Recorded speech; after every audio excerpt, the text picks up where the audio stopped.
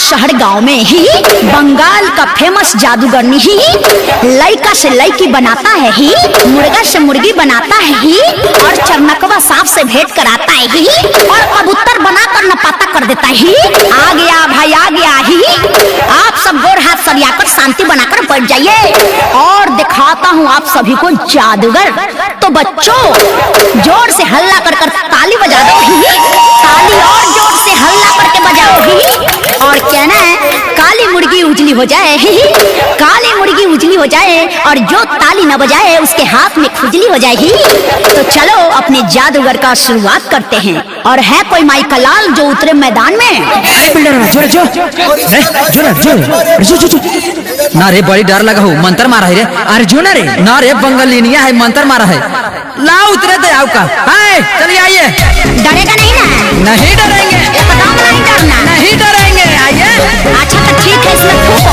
अरे फूक दिया, अरे फूकने ना बोला था। चलो खेल को स्टार्ट करते हैं।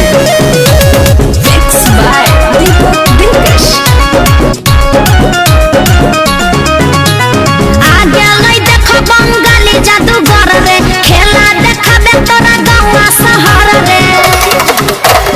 हे रे आगे नहीं देखो बंगाली जादूगर रे, खेला देखाबे तोरा गाँव शहर। 5 मिनट में होशाऊ रहबो। हे रे और सुन ले, तोरा लइका से लइकी बनएबो, तोरा लइका से लइकी बनएबो, तोरा लइका से लइकी बनएबो, तोरा लइका से लइकी बनएबो। अरे बाप हमरा बियाह न होल है, रहे द हम ना खेलब। हम नहीं बनबाऊ खेला जादूगर के, हमर अकेला को हक बड़ी छौड़ी डर। कुछ होता त की सब कहतई, सब कोई हंसतई, बियाहो न होतई। हमर बापा बड़ी मार मरतई, हमर मैयो बड़ी मार मरतई, हमर बापा बड़ी मार मरतई, हमर मैयो बड़ी मार मरतई, बियाहो न होतई। अच्छा ठीक है, हाथ गोड़ सरिया लो। क्या नाम है? हमारा रामचंद्र। देखने में तो लग रहा है बनरा, लेकिन बहुत बढ़िया नाम है। अच्छा क्या चाहते हो जिंदगी में? हम बियाह करेंगे। अच्छा ठीक है, पीछे हटो। अच्छा एक हाथ कपार पर रखो जी, और एक हाथ कमर पर रखो जी, और नाचो ही। काहे डरही छाड़ा, कुछ नहीं करबो। हम नहीं छौड़ी तोरा चक्कर में पड़बो। अच्छा तो नाक में हाथ सटा लो और फूको। काहे डरही छाड़ा, कुछ नहीं करबो, बुझले? हम नहीं छौड़ी तोरा फेरा में पड़बो।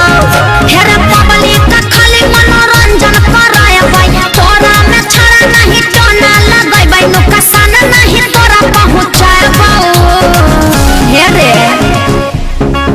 खाली मुर्गा से मुर्गी बनएबो, खाली मुर्गा से मुर्गी बनएबो। हमर पापा बड़ी मार मरतई, हमर मैयो बड़ी मार मरतई। हम ना जब हम भागे ना।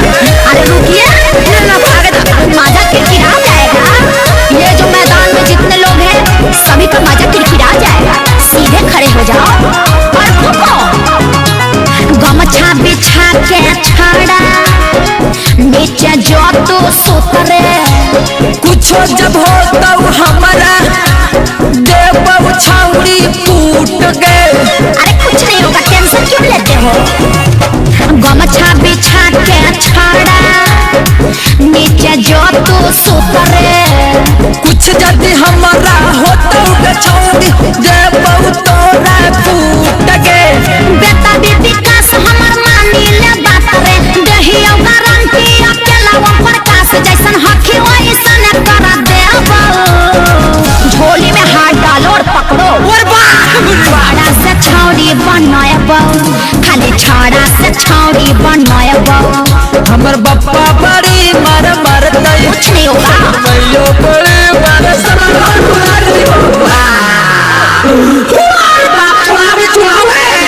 जोर से हल्ला करके ताली बजा दो, जोर से ताली बजाओ और अपने अपने घर से चावल दाल ले आओ। जो नहीं लाएगा उसके नाक में सांप घुस जाएगा।